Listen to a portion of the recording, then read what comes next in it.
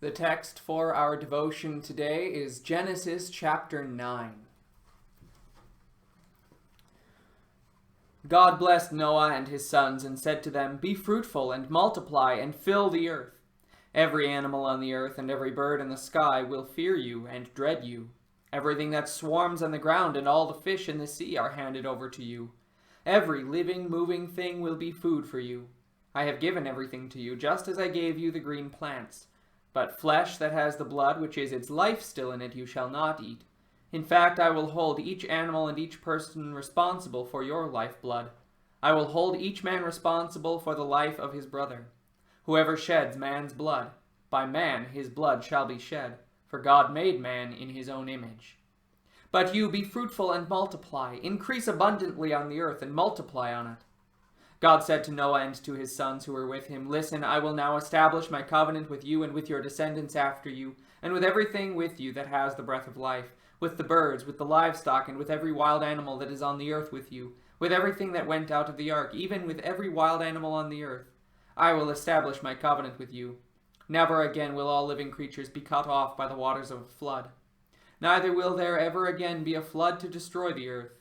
God also said, "This is the sign of the covenant between me and you and every living creature with you that I am giving for all generations to come.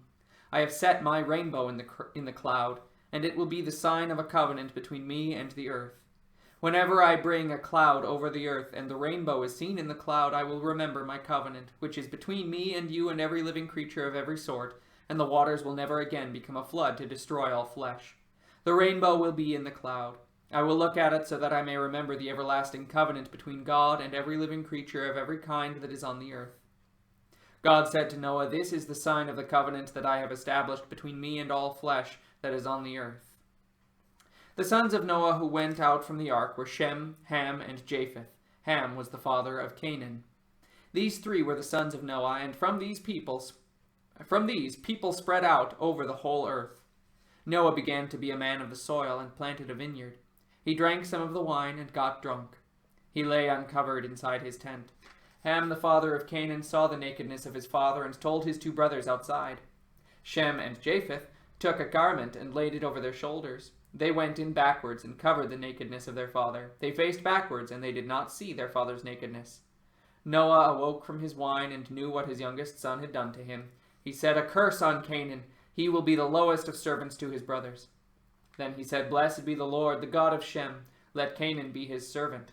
May God enlarge Japheth. Let him dwell in the tents of Shem. Let Canaan be his servant." Noah lived 350 years after the flood. All the days of Noah were 950 years. Then he died. This is the word of the Lord. Just as the first creation culminated in a blessing for the ones who ruled the earth, the new creation does as well. Explicitly, for the first time, however, flesh is given for food.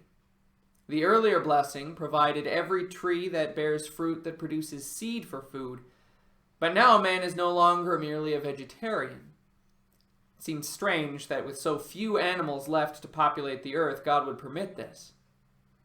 Probably the eating of meat was not done frequently in the first few generations after the flood, but it increased as populations increased. Nevertheless, eating animal flesh was put here in contrast to the killing of man and to the sanctity of blood. I believe that God used the carnivorous provision for men as a continual reminder of death, so that the effects of sin could not be ignored, and as a promise of the deliverance that would one day come by blood, which is life. All things will die, but one will come, and by his blood he will give up his life to cover all, just as the earth was now given new life by God. Look at the promise that he made here at this moment, with the sign in the heavens. God's archery bow hangs in the clouds, aimed not at the earth, but upward, at his own heart, because it was his own blood that would remake mankind. Yes, mankind still needed saving.